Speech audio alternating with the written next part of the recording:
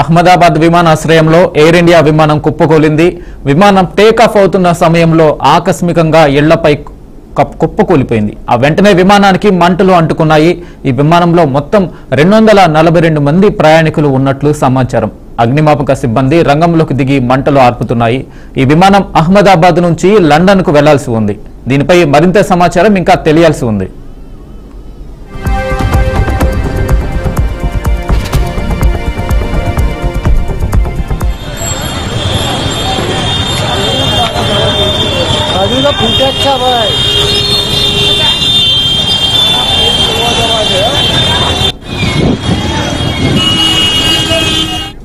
ఇక దీనిపై మరింత సమాచారం అవుట్పుట్ ఎడిటర్ వెంకట్ అందిస్తారు. వెంకట్, చెప్పండి, ఈ ఘటన ఎలా జరిగింది? గుజరాత్లో ఘోర విమాన ప్రమాదం చోటు చేసుకుంది. అహ్మదాబాద్లో టేకాఫ్ అయిన అహ్మదాబాద్ విమానాశ్రయంలో టేకాఫ్ అయిన కొద్ది నిమిషాలకే ఎయిర్ ఇండియా చెందినటువంటి ఫ్లైట్ కుప్పకూలింది. దాదాపు ఈ ఫ్లైట్లో 242 మంది ప్రయాణికులతో పాటుగా 12 మంది సిబ్బంది ఉన్నట్టుగా తెలుస్తుంది. అయితే వారు ఇప్పుడు ఏంటి అసలు మెఘానగర్లోని గోడాసార్ ప్రాంతంలో అక్కడ ఉన్నటువంటి జనావాసాల మధ్య కూలినట్టుగా సమాచారం అంతూ ఉంది. ప్రస్తుతం అక్కడ సహచర్యలు కొనసాగుతూ ఉన్నాయి. ఇందులో గుజరాత్ మాజీ సీఎం విజయ్ రూపానీ కూడా ఉన్నట్టుగా తెలుస్తోంది. ప్రస్తుతం సీఎం భూపేష్ పటేల్ అక్కడ సహచరులన్నీ కూడా పర్యవేక్షిస్తున్నారు. చాలా పెద్ద మొత్తంలో చాలా పెద్ద విమాన ప్రమాదం మనం చూడాల్సిన అవసరం ఉంటుంది. ఎందుకంటే రీసెంట్ టైమ్స్లో మనకి తెలిసినంతవరకు అయితే ఇది చాలా పెద్ద ప్రమాదంగా చూడాల్సిన అవసరం ఉంటుంది. సో అక్కడైతే ప్రస్తుతం భయానక వాతావరణం అయితే కనిపిస్తుంది. ఎందుకంటే స్క్రీన్ మనం విజువల్స్లో బీఆర్కే న్యూస్ స్క్రీన్ మీద స్పష్టంగా చూడవచ్చు ఆ ఇంపాక్ట్ ఏ విధంగా ఉంది, ఏ స్థాయిలో అక్కడ కనిపిస్తుంది సిచ్యువేషన్ అనేది. రెస్క్యూ ఆపరేషన్ కొనసాగుతుంది. జనరల్గా ఏంటంటే ఫ్లైట్ క్రాష్ జరిగిందంటే ఆల్మోస్ట్ అక్కడ ఉన్నటువంటి బతికే ఛాన్సెస్ చాలా తక్కువగా ఉంటూ ఉంటాయి. సో ఎంతమంది రికవర్ అవుతారు, రెస్క్యూ అంటే జస్ట్ మిస్ అవుతారు అనే సంఖ్య మాత్రం తెలియాల్సింది. అఫీషియల్ ప్రకటన అయితే ఇప్పట్లో వచ్చే అవకాశం లేదు. ఎందుకంటే ఏదైతే ఫ్లైట్ కూలిపోయిందో ఆ ఫ్లైట్ సంబంధించిన ఇన్ఫర్మేషన్ మొత్తం కూడా సంబంధిత ఎయిర్పోర్ట్ విమానయాన సంస్థ దగ్గర ఉంటుంది కాబట్టి సో ఆబ్వియస్గా ఆ నెంబర్ ఎంతమంది ఉన్నారు ఏంటి అనేది తెలుస్తుంది. బట్ ప్రమాద తీవ్రతను బట్టి ఆ క్యాజువాలిటీస్ ఉండే అవకాశం ఉంటుంది కాబట్టి సో అదంతా పూర్తిగా రెస్క్యూ ఆపరేషన్ ముగిసిన తర్వాత అన్ని మంటలు మొత్తం ఆపేసిన తర్వాత ఒక ఫిగర్ వచ్చే అవకాశం అయితే కనిపిస్తుంది. ఎంతమంది చనిపోయారు ఏంటి అనేది. బట్ గుజరాత్లో మాత్రం ఇప్పటికే ప్రధాని మోదీ ఘటనపై దిగ్భ్రాంతి వ్యక్తం చేయడం జరిగింది. అక్కడ రెస్క్యూ ఆపరేషన్ అంటే అక్కడ మొత్తం కంప్లీట్గా రెస్క్యూ ఆపరేషన్ చేయాల్సిన అవసరం ఉంది. మెరుగైన వైద్యం ఏదైతే తీవ్రంగా గాయపడిన వాళ్ళు ఉంటారో వాళ్ళకి మెరుగైన వైద్యం అందించాలని, at the same time at the earliest finish చేయాల్సిన అవసరం ఉందని చెప్పి ఇప్పటికే ప్రధాని మోదీ, ఎందుకంటే గుజరాత్కి పలుమార్లు ముఖ్యమంత్రికి కూడా వ్యవహరించారు ప్రస్తుతం ప్రధాని ఎవరైతే ఉన్నారో ప్రధాని మోదీ. సో ఆబ్వియస్గా అహ్మదాబాద్ కావచ్చు, అక్కడ ఉన్నటువంటి ప్రధాన సిటీస్ ఎక్కడైతే దుర్ఘటన జరిగిందో ఆ ప్రాంతానికి సంబంధించినటువంటి విషయాలు ఆ పూర్తి దానికి సంబంధించిన ఆ ఏరియా మొత్తం కూడా ఆయనకి తెలిసిన విషయం కాబట్టి పూర్తిగా అక్కడ ఎటువంటి పరిస్థితులు ఉంటాయి, ఎలాంటి పరిస్థితులు ఉంటాయి అనేది టేక్ ఆఫ్ అయిన కొద్ది నిమిషాలకి కూలినట్టుగా స్పష్టం అవుతుంది. బట్ ఇది సాంకేతిక లోపమా లేదంటే ఇంకేదైనా జరిగిందా, స్టాఫ్ ఏదైనా నిర్లక్ష్యం వ్యవహరించారా అంటే ఎయిర్ ఇండియా స్టాఫ్ సంబంధించి ఏదైనా లేదంటే ATC signals, air traffic control signals సంబంధించి ఏదైనా విషయం జరిగిందా, కొంత సమాచార లోపం వల్ల ఇన్సిడెంట్ జరిగిందా అనే అంశంపై క్లారిటీ అయితే లేదు. ప్రస్తుతం అక్కడ రెస్క్యూ ఆపరేషన్ కొనసాగుతుంది. సో ఎంతమంది ఇందులో మేబీ గుజరాత్ అనేది అహ్మదాబాద్ అనేది పర్టికులర్గా మనం బిజినెస్ సిటీగా భావిస్తుంటాం కాబట్టి చాలామంది ప్రముఖులు దేశం నలుమూల నుంచి కూడా అహ్మదాబాద్కి వస్తూ పోతూ ఉంటారు. విదేశీ ప్రముఖులు కూడా అక్కడికి వస్తూ ఉంటారు. ఎందుకంటే చాలా బిజినెస్ బేస్డ్ సిటీగా మనం భావిస్తూ ఉంటాం అహ్మదాబాద్ని. గుజరాత్ రాష్ట్రంలో ఉన్నటువంటి ప్రముఖ నగరాల్లో అహ్మదాబాద్ని మనం చూస్తూ ఉంటాం. అది మనకు తెలిసిన రీసెంట్గా కూడా ఐపీఎల్ ఫైనల్స్ జరిగింది కూడా అక్కడే మొతేరా స్టేడియంలో అహ్మదాబాద్లోనే ఉంది. చాలా పెద్ద సిటీగా మనం భావిస్తూ ఉంటాం. ప్రముఖులు వ్యాపార సిటీ కూడా భావిస్తూ ఉంటాం. ఎందుకంటే చాలామంది వస్తూ పోతూ ఉంటారు, వారి యొక్క వాణిజ్య వ్యాపార కార్యకలాపాలను చూసుకుంటూ ఉంటారు కాబట్టి. సో అందులో భాగంగా అక్కడికి వచ్చారు. ఆ ఎయిర్ ఇండియా ఫ్లైట్ ఎక్కడం జరిగింది. ఆ తర్వాత టేక్ ఆఫ్ అయిన కొద్ది నిమిషాలకే కూలిపోయింది. చాలా విషాదకర సంఘటన. దేశ విమానయాన చరిత్రలోనే ఇది ఒక పెద్ద ఇన్సిడెంట్గా మనం చూడాల్సిన అవసరం ఉంటుంది. మాజీ సీఎం విజయ్ రూపానీ, గుజరాత్ మాజీ సీఎం విజయ్ రూపానీ ఆ ఫ్లైట్ లో ఉన్నట్లుగా కూడా సమాచారం అందుతుంది. ఇది ఎంతవరకు నిజం? ఆబ్వియస్గా ఉండే అవకాశం స్పష్టంగా ఉంటుంది. ఎందుకంటే ఒక విమానయాన కేంద్ర ప్రభుత్వం ప్రాతినిధ్యం వహిస్తున్నటువంటి ఎయిర్ ఇండియా అంటే ఆల్మోస్ట్ బౌండెడ్ సెంట్రల్ బౌండెడ్ కాబట్టి అఫ్కోర్స్ కొంత తర్వాత వాటిని అమ్మటం అది వేరే విషయం అది జరిగింది. బట్ అది ఒక దాన్ని ఏమంటారంటే ఒక క్వాలిటీ బేస్డ్గా ఉన్నటువంటి సంస్థగా ఇప్పటివరకు పేరుంది కాబట్టి ఆబ్వియస్గా దాన్ని ప్రిఫర్ చేస్తూ ఉంటారు ప్రయాణికులు దాని ద్వారా వెళ్ళేందుకు. సో ఆయన కూడా వేరే పని మీద వెళ్తూ మేబీ టికెట్ కొనుక్కుని అక్కడ కూడా వెళ్ళి ఉండొచ్చు, ఆయన కూడా ప్రయాణిస్తూ ఉండొచ్చు, చెప్పలేము. సో చాలామంది ప్రముఖులు ఇంకా అది ఎందుకంటే ఇన్సిడెంట్ చాలా సివియర్ ఇన్సిడెంట్, వన్స్ అది క్రాష్ అయిందంటే అందులో బ్రతకడానికి చాలా తక్కువ ఛాన్స్ ఉంటాయి అనేది ఓపెన్ ఫ్యాక్ట్, అందరికీ తెలిసిందే. సో ఎందుకంటే వెంటనే బ్లాస్ట్కి ఆ మంటలు రావటం కానీ లేదంటే ఆ ఇంటెన్సిటీ ఎక్కువగా ఉంటుంది కాబట్టి అందరూ కూడా దహనమయ్యే ఛాన్స్ ఎక్కువ ఉండే అవకాశం ఉంటుంది. సో వాళ్ళని మనం ఫైండ్ అవుట్ చేయాలన్నా కూడా చాలా కష్టంగా మారే అవకాశం ఉంటుంది. బట్ ఇప్పటివరకు అయితే మనగంజ్ సంవత్సరం వరకు ఇంతమంది ప్రయాణికులు ఉన్నారు, ఇంతమంది సిబ్బంది 242 ప్రయాణికులు 12 మంది సిబ్బందిగా చెప్తున్నారు. బట్ అది ఎంతమంది రెస్క్యూ అయ్యే ఛాన్స్ ఉంది లేదంటే కంప్లీట్లీగా మొత్తం స్మాష్ అయ్యారు, మొత్తం చనిపోవాల్సిన పరిస్థితి వచ్చిందా అనేది మాత్రం తెలియాల్సి ఉంది. ప్రస్తుతం అయితే అక్కడ సహాయ చర్యలు అయితే చాలా పెద్ద ఎత్తున కొనసాగుతున్నాయి. ఎన్డీఆర్ బలగాలు కావచ్చు లేదంటే స్టేట్ వైడ్ బలగాలు కావచ్చు, ఇవన్నీ కూడా అక్కడ రెస్క్యూ ఆపరేషన్ చేసిన పరిస్థితి కనిపిస్తుంది. వెంకట్, అయితే జనావాసాల మీద పడినట్టుగా ఇది విమానం తెలుస్తా ఉంది. అక్కడ జనావాసాల మీద పడినప్పుడు ఇళ్ళు కానీ ధ్వంసం అవడము, అక్కడ ఏదైతే విమానం బయట ఉన్న ఏదైతే జనావాసాల్లో ఉన్న వ్యక్తులు కూడా మరణించడానికి సంబంధించి ఏమైనా సమాచారం ఉందా?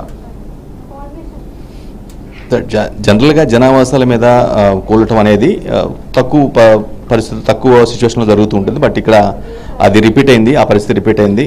ఖచ్చితంగా అక్కడ ఫ్లైట్లో ఉన్నటువంటి వ్యక్తులతో పాటుగా అక్కడ ఎక్కడైతే కూలిపోయిందో అక్కడ ఉన్నటువంటి నివాసాలు కావచ్చు లేదంటే అక్కడ ఉన్నటువంటి మనుషులు కూడా ఇంపాక్ట్ అయ్యే అవకాశం అయితే ఉంటుంది. కంప్లీట్ దానికి సంబంధించి ఫుల్ ఫిగర్ కానీ లేదంటేనో ఒక సంఖ్య రావటం కానీ లేదంటేనో ఆ స్టేటస్ ఏంటి తెలుసుకోవటం, ఎంతమంది ఉన్నారు అందులో ఎగ్జాక్ట్గా ఫిగర్ ఎంతమంది, ఎవరెవరు ప్రయాణిస్తున్నారు, ఏ రాష్ట్రానికి చెందినటువంటి వ్యక్తులు ఉన్నారు, ఇవన్నీ కూడా రావాలంటే కంప్లీట్గా ఫుల్ ఫ్లెజ్డ్గా వన్స్ అది ఆపరేషన్ పూర్తి అవ్వాలి. ఆ తర్వాత ఆ లిస్ట్ అవుట్ చేసి ఆ ప్రయాణికుల పేర్లు చెప్పే అవకాశం ఉంటుంది. కాబట్టి అక్కడ ఫ్లైట్లో ఉన్నటువంటి వ్యక్తుల పరిస్థితి అది చాలా తక్కువ ఛాన్సెస్గా మనం భావిస్తూ ఉంటాం. బట్ అక్కడ ఎక్కడైతే కూలిపోయిందో జనావాసాల మధ్య అక్కడ మేబీ బిల్డింగ్స్ కొన్ని దెబ్బతిని ఉండొచ్చు, లేదంటే అక్కడ బిల్డింగ్ పైన ఉన్న వ్యక్తులు కావచ్చు లేదంటే కొంతమంది వాళ్ళకు కూడా ఇంపాక్ట్ అయ్యి ఉండే అవకాశం అయితే స్పష్టంగా ఉంది. అయితే వెంకట్, దగ్గరలోనే మనకు విజువల్స్ లో కనిపిస్తుంది, దగ్గరలో హాస్పిటల్ పక్కనే కూలినట్టుగా కూడా కనిపిస్తోంది. సో హాస్పిటల్ కి సంబంధించి ఏమైనా ఇబ్బంది వాతావరణం కలిగిందా అక్కడ ఏమన్నా? ఖచ్చితంగా ఉంటుంది, ఎందుకంటే ఒక పెద్ద విమానం, చాలా అందులో ప్రయాణికులు ఉన్నారు, ఆ బరువు ఉంటుంది, అది ఫ్యూయల్డ్ విమానం కాబట్టి ఆబ్వియస్గా దేనిని ఢీ కొట్టినా సరే దాని ఇంపాక్ట్ ఎక్కడైతే పడుతుందో అక్కడ కూడా ఉంటుంది. లోపల ఉన్నటువంటి ప్రయాణిస్తున్నటువంటి ప్రయాణికులకి ఎంత ఇంపాక్ట్ ఉంటుందో కింద ఉన్నటువంటి అదే ఎక్కడైతే కూలిపోతుందో అక్కడ అది బిల్డింగ్ కావచ్చు లేదంటే జనసమూహం కావచ్చు వాళ్ళకి కూడా అంతే ఇంపాక్ట్ జరిగే అవకాశం ఉంటుంది. కాబట్టి బట్ అది ఫిగర్ అవుట్ చేయాల్సిన అవసరం ఉంటుంది. మొత్తం కంప్లీట్గా ఇప్పుడు ఏంటంటే అక్కడికి వెళ్ళాలంటేనే భయపడే పరిస్థితి ఉంటుంది. కాబట్టి అక్కడ అంతా కంప్లీట్గా ఈ భద్రతా బలగాలు కావచ్చు, ఎన్డీఆర్ఎఫ్ లేదంటే పోలీసులు కావచ్చు లేదా అగ్నిమాపక సిబ్బంది కాబట్టి వీళ్ళు పెద్ద ఎత్తున వచ్చి ఇక్కడ మంటలు మొత్తం కూడా ఆర్పేసి ఏదన్నా ఛాన్సెస్ ఉన్నాయా, ఎవరైనా ఫ్లైట్లో ప్రయాణిస్తున్న వ్యక్తులు ఎవరికైనా సివియర్గా వేస్తే ఏమైనా బయటపడే అవకాశం ఉంటుందా లేదా ముందు వాళ్ళకి ప్రిఫరెన్స్ ఇస్తూ ఉంటారు, రెస్క్యూ ఆపరేషన్ పైన దృష్టి పెడుతూ ఉంటారు. అవన్నీ కూడా కంప్లీట్గా క్లియర్ అయిన తర్వాత, ఎందుకంటే వాటి ఇంపాక్ట్ అయితే ఎక్కువ ఉంటుంది. జనరల్గా ఫ్యూయల్డ్ ఫ్లైట్ క్రాష్ అయిందంటే ఒక్కసారిగా మంటలు రావటం కానీ అంటే క్షణాల్లో మొత్తం కూడా వ్యాపించడం కానీ మొత్తం ఫ్లైట్ మొత్తం కూడా వ్యాపించడం కానీ ఇది జరుగుతూ ఉంటుంది. కాబట్టి సో క్రాష్ జరిగితే మాత్రం అది బతకడానికి చాలా తక్కువ ఛాన్సులు ఉన్నాయని అంటారు. సో కాబట్టి 242 మంది. దీనికి టెక్నికల్ గా కారణం ఏమైనట్టుగా తెలుస్తుంది? టేకాఫ్ సమయంలో అలా మంటలు రావడానికి ఏంటి, ఎక్కడ అజాగ్రత్త జరిగినట్టుగా సమాచారం అందుతుంది? అవి కంప్లీట్గా కూడా ఎందుకంటే పెద్ద మొత్తంలో హ్యూమన్ లాస్ జరిగే అవకాశం ఈ ప్రమాదం వల్ల ఉంది. కాబట్టి అదంతా కూడా వన్స్ పూర్తయిన తర్వాత అదంతా రెస్క్యూ ఆపరేషన్ పూర్తయిన తర్వాత ఒక కమిటీ ద్వారా కానీ లేదంటే ప్రైమరీగా ఏదో ఒక ఇన్ఫర్మేషన్ వస్తుంది. బట్ ఫుల్ ఫ్లెజ్డ్గా ఒక కన్ఫర్మ్డ్ ఇన్ఫర్మేషన్ రావాలంటే మాత్రం సంబంధిత శాఖ విచారణ కమిటీ ఏర్పాటు చేయడం కావచ్చు, విచారణ ద్వారా ఫైండ్ అవుట్ చేయడం కానీ. జనరల్గా ఏంటంటే ఇటువంటి క్రాషెస్ జరిగిన సందర్భంలో ఎక్కువ మంది చనిపోయిన సందర్భంలో దాన్ని ఆ కేసుని చాలా ప్రెస్టీజియస్గా తీసుకుంటూ ఉంటారు. దానికి కారణం ఏంటి, ఏది విమానయాన సంస్థ యొక్క నిర్లక్ష్యమా లేదంటే ఏదైనా ఏటీసీతో ఎయిర్ ట్రాఫిక్ కంట్రోల్తో సిగ్నల్స్ తొలగిపోయా లేదంటే పైలట్ నిర్లక్ష్యాలు ఉన్నాయా, ఇవన్నీ కూడా చాలా కీలకమైన అంశాలు. కాబట్టి వీటన్నిటిని వెంటనే నిర్ధారించలేని పరిస్థితి ఉంటుంది. ప్రైమరీగా ఏదో ఒక ఇన్ఫర్మేషన్ వచ్చినప్పుడు కూడా బట్ కంప్లీట్గా ఎగ్జాక్ట్గా ఏం జరిగిందనే విషయం రావాలంటే మాత్రం ఖచ్చితంగా సమయం తీసుకుంటారు. దాని ఇన్ఫర్మేషన్ మేబీ కొంచెం విచారణ తర్వాత ఇస్తారా లేదంటే ఏదో ఒక ప్రైమరీగా ఏదో ఒక సంబంధిత విమానయాన సంస్థ ప్రకటన చేస్తుందా లేదని కూడా వెయిట్ చేయాల్సిన అవసరం ఉంటుంది. బట్ ఇది మాత్రం చాలా హృదయ విదారక సంఘటనగా మనం అయితే విమానయాన శాఖ మంత్రి ఇంత పెద్ద మొత్తంలో ఇంత పెద్ద విమాన ప్రమాదం అయితే మనకి జరిగిన దాఖలాలు. విమానయాన శాఖ మంత్రి, కేంద్ర విమానయాన శాఖ మంత్రి రామ్మోహన్ నాయుడు కూడా హుటాహుటిన అక్కడికి బయలుదేరడం అయితే జరిగింది. సో దీనికి సంబంధించి ఏమైనా సహాయక చర్యలు మంత్రి వెళ్లిన నేపథ్యంలో ముమ్మరం చేసిన అవకాశం ఉందా? అక్కడ పరిస్థితి ఎలా ఉంటుంది? కేంద్ర పౌర విమానయాన శాఖ మంత్రి కాదు, ఈవెన్ ప్రధానమంత్రి మోదీ కావచ్చు, హోంశాఖ మంత్రి అమిత్ షా కావచ్చు, లేదంటే రక్షణ శాఖ మంత్రి రాజ్నాథ్ సింగ్ కావచ్చు, వీరంతా కూడా ఆ ఘటనా స్థలానికి వెళ్తారు, ఖచ్చితంగా చూస్తారు. ఎందుకంటే అంత పెద్ద ఇన్సిడెంట్గా మనం భావించాల్సిన అవసరం ఉంటుంది.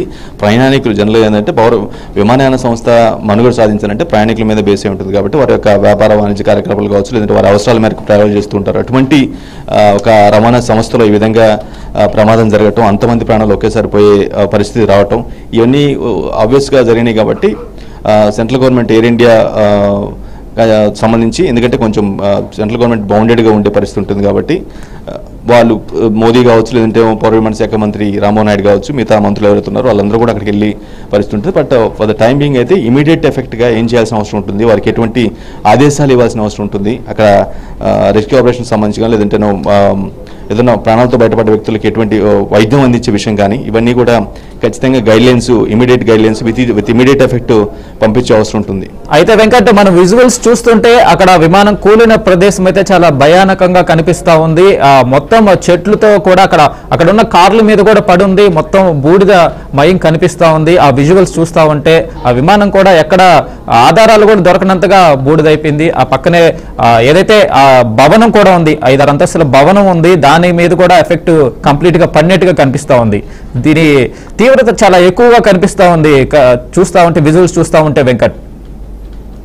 షూర్, ఖచ్చితంగా. ఎందుకంటే మనం ఆ స్క్రీన్ మీద చూడవచ్చు విజువల్స్ ఎంత ఇంపాక్ట్ఫుల్గా ఉన్నాయి. ఫ్యూయల్డ్ ఫ్లైట్ ఒకసారి క్రాష్ అవుతే ఎలాంటి పరిస్థితులు ఉంటాయి, ఏ స్థాయిలో మంటలు వస్తాయి, ఏ స్థాయిలో వాటి యొక్క హీట్ ఎఫెక్ట్ ఉంటుంది అనేది మనం స్పష్టంగా చూడవచ్చు స్క్రీన్ మీద. ఆ ఇంపాక్ట్ ఖచ్చితంగా కనిపిస్తూ ఉంది. సో ఆ ప్రయాణికులకు సంబంధించి ఇప్పటివరకు అందులో ఉన్నటువంటి ప్రయాణికులు 242 మంది ప్రయాణికులు ఉన్నట్లుగా ఇప్పటికీ ఒక ప్రకటన అయితే వస్తున్న పరిస్థితి.